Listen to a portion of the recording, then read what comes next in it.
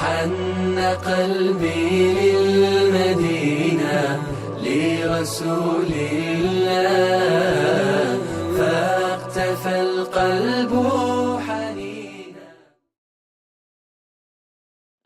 Xayrli kech, doktor. Mening ismim Reva va men psixologman. Men nasroniylik maktabida o'qiganman. U yerda atrofimdagi kishilar ko'pchiligi tor fikrlaydigan odamlar edi. Ular nasroniylikdan boshqa barcha e'tiqodlar shaytonga sig'inish ekanligiga ishonishardi. Ular uchun barcha narsa shaytonga sig'inish edi. Shu jumladan islom ham. Ammo men unday deb o'ylamayman. Sababi, agar islom haqiqatan ham shaytonga sig'inish bo'lganida edi, dunyoda birinchi raqamli din bo'la olmasdi. Islomda nasroniylikda yo'q bo'lgan nimadir bor. Shuning uchun ham ko'p odamlar musulmon bo'lishmoqda. Mening savolim shundan iboratki, ana shu islomda bor nimadir aslida nima ekanligini bilishni istardim.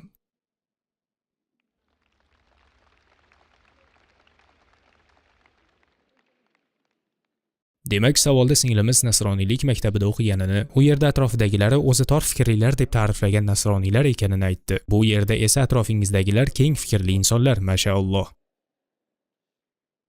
Savolda aytiladiki, u nasroniylar nasroniylikdan boshqa hamma e'tiqodni shaytonga sig'inish deb o'ylashadi. Ammo islom eng tez tarqalayotgan, ergashuvchilari eng ko'p bo'lgan din hisoblanadi. Odamlarni islom tomon intilishlariga sabab bo'layotgan narsa nima?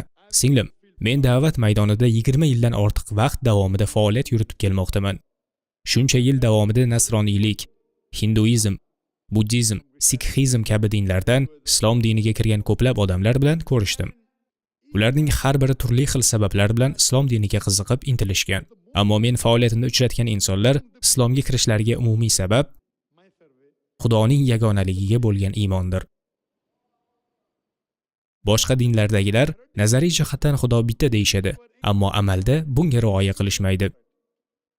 Nasroniylar ham bitta Xudoga ishonishadi, ammo u ota, muqaddas ruh va o'g'il deyishadi. Ular nazariy jihatdan Xudo bitta deyishadi, ammo e'tiqodda 3 ta Xudoga ishonishadi.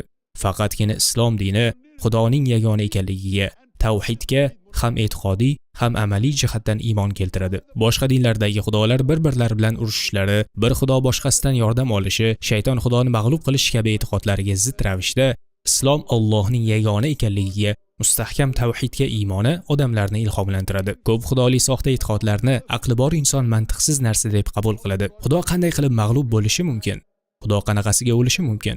Ba'zi dinlarda Xudo o'lishga ham ishonishadi. Agar Xudo vafot etsa, dunyoni kim boshqaradi? Odatda odamlar bu narsalarga ko'r-ko'rona ergashishadi. Bunday ko'r-ko'rona e'tiqod islomda mavjud emas. Shunga ko'ra Qur'onda marhamat qilinadi. Anglamaydilarmi? Bu aql egalari uchundir. Ma'ruzalarning birida ham aytib o'tganman. Alloh osmonlar va yerni yaratdi. Ranglar va tillarni xilma-xil qildi. Bularning bari aql yurituvchi qavmlar uchun oyat belgilardir. Qur'on sog'lom aqlga mos keladigan kitobdir. Bugungi kunda media islomga qarshiligiga, milliard, trilliard dollarlar islomga qarshi uni buzish uchun sarflanayotganiga qaramasdan, islom dunyodagi eng tez o'suvchi din bo'lib kelmoqda va bu mo'jizadir. Alloh Qur'onda Oli Imron surasining 54-oyatida shunday marhamat qiladi. Makr qildilar, Alloh ham makr qildi. Alloh makr qiluvchilarning zo'ridir. Demak, asosiy omil islomning sog'lom aqlga, fitratga to'g'ri keladigan din ekanligidir. Bugungi kunda islom ikki narsa bilan ayblanadi. Birinchisi terrorizm va ikkinchisi ayollar huquqi yo'qligi. Ko'plab amerikalik ayollar islomni qabul qilishmoqda. Agar haqiqatan ham islomda ayollar huquqi kamsitilgan bo'lsa, nima uchun amerikalik ayollar musulmon bo'lyaptilar? Yevropalik ko'pgina ayollar islomni qabul qilishmoqda. Agar haqiqatan ham islomda ayollar huquqi kamsitilgan bo'lsa, Amerika va yevropalik ayollarni islomni qabul qilishga kim majburlayapti? Ular islomda xavfsizlikni his qilganlari uchun ham musulmon bo'lishmoqda. Ular bu dunyoda hayot kechirish jarayonida liberallashuv, modernizatsiya haqida bildilar. Keyin angladilarki, haqiqiy ruhiy ozuqa islomda ekan. Ba'zi insonlar hijobli muslimalarning xulqlaridan ta'sirlanib, islomni qabul qilgan bo'lishi mumkin. Ba'zi insonlar azon eshitgandayoq islomni qabul qilishgan.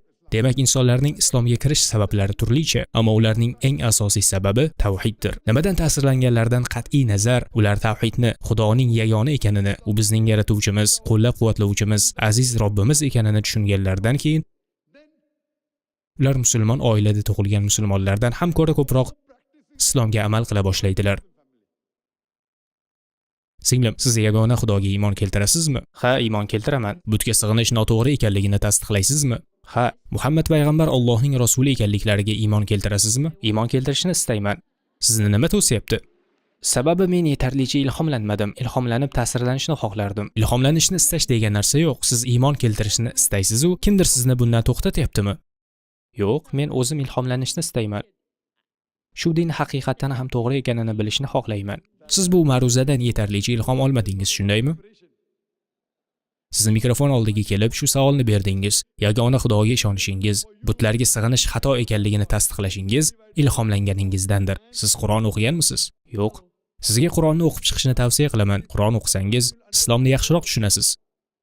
Kecha Muhammad sallallohu alayhi vasallam haqida turli dinlarning kitoblari mavzusida ma'ruza qildim. Unda Muhammad sallallohu alayhi vasallam haqida hinduizm kitoblaridan, nasroniy kitoblaridan, yahudiy kitoblaridan, buddizm qo'lyozmalaridan iqtiboslar keltirdim. Sizning kelib chiqishingiz hinduizm, shundaymi? Yo'q, nasroniylik. Injilni o'qiganmisiz? Ha, maktabimizda bu bizga fan sifatida o'rgatiladi. Yaxshi, men sizga havolalar beraman. Muhammad sallallohu alayhi vasallam haqida Eski ahdda ham, yangi ahdda ham bashoratlar bor. Eski ahdda Muhammad alayhissalom haqida quyidagi o'rinlarda bashorat qilingan. Qonunlar kitobi 18-bob 18-oyat. Qonunlar kitobi 18-bob 19-oyat. Shayo kitobi 29-bob 12-oyat. Qo'shiqlar kitobi 5-bob 16-oyat. Batafsil o'rganish uchun video ma'ruzamga murojaat qilishingiz mumkin. Muhammad alayhissalom haqida yangi ahdda ham bashorat qilingan. Yuhanna Injili 14-bob 16-oyat. Yuhanna Injili 15-bob 26-oyat. Yuhanna Injili 16-bob 7-oyat. Yuhanna Injili 16-bob 12-14-oyatlar. Qisqaroq javob berish uchun sizga birgina bashoratni o'qib beraman. Yuhanna Injili 16-bob 12-14-oyatlarda Iso Masih alayhissalom shunday deganlar: Sizlarga yana aytadigan gaplarim ko'p, lekin endi ichingizga sig'dira olmaysizlar. Haqiqat ruhi kelib sizlarni to'liq haq sari boshlaydi. U o'zidan gapirmaydi, u neki eshitsa o'shani gapiradi. U meni ulug'laydi. Bu bashorat Muhammad sallallohu alayhi vasallamdan boshqa odam haqida bo'lishi mumkin emas. Sababi u o'zidan gapirmaydi. Unga eshittirilgan narsani gapiradi. Muhammad sallallohu alayhi vasallamning tarixlarini biladigan bo'lsangiz, Alloh taolo Muhammad payg'ambarga boshqa payg'ambarlarga yuborganidek Jabroil farishta orqali vahiy yubordi. U zot undan nimani eshitgan bo'lsalar, shuni yetkazdilar. U meni ulug'laydi. E'tibor beradigan bo'lsangiz, Muhammad sallallohu alayhi vasallamdan boshqa hech bir payg'ambarlikni da'vo qiluvchi inson Iso alayhissalomni ulug'lamagan. Injilda aytiladiki, u inson kelganida meni ulug'laydi. Sizga bergan havolalarimning barchasida ham oxirgi payg'ambar Muhammad sallallohu alayhi vasallam kelishlariga ishora qilinadi. Bu hattoki Qur'onda ham zikr qilingan. Sof surasi 6-oyatida shunday deyiladi: Iso ibn Maryam, ey bani Isroil, albatta men o'zimdan oldin kelgan Tavrotni tasdiqlash va mendan keyin keluvchi Ahmad ismli rasulning bashoratini berish uchun Alloh sizlarga yuborgan payg'ambarman deganini esla. Ahmad Muhammad sallallohu alayhi vasallamning ikkinchi ismlari hisoblanadi. Muhammad sallallohu alayhi vasallam haqlarida faqat Injilning eski va yangi ahdlarida emas, balki Veda, Purana, hinduizm kitoblarida, farsiy qo'lyozmalarida, buddizm bitiklarida ham bashorat qilinadi. Avval aytib o'tganimdek, kitoblar o'zgartirib yuborilgan bo'lsa ham, Xudoning yagonaligi va Muhammad sallallohu alayhi vasallamning oxirgi payg'ambar ekanliklari haqidagi bashoratlar qolib ketgan. Doktor, men avval hech ham Qur'on o'qimaganman. Muqaddas Qur'onning ma'nolari tarjimasini sizdan iltimos qilib so'rasam bo'ladimi? Albatta, inshaalloh. Men ayolimdan Qur'onning ma'nolari tarjimasini sizga topshirishini iltimos qilaman. Sizdan Qur'onning ma'nolari tarjimasini o'qishingizni so'rayman. Agar savolingiz bo'lsa, mahalliy da'vat tashkilotiga yoki islomiy axborotlar xizmatiga murojaat qilishingiz mumkin. Yoki bizga islom.irf.net email manziliga xabar yuborishingiz mumkin. IRF Islamic Research Foundation tashkilotini bildiradi va inshaalloh shubhalaringizni aritishga harakat qilamiz. Savolingizga javob berdim deb umid qilaman. Rahmat doktor. Salomat bo'ling.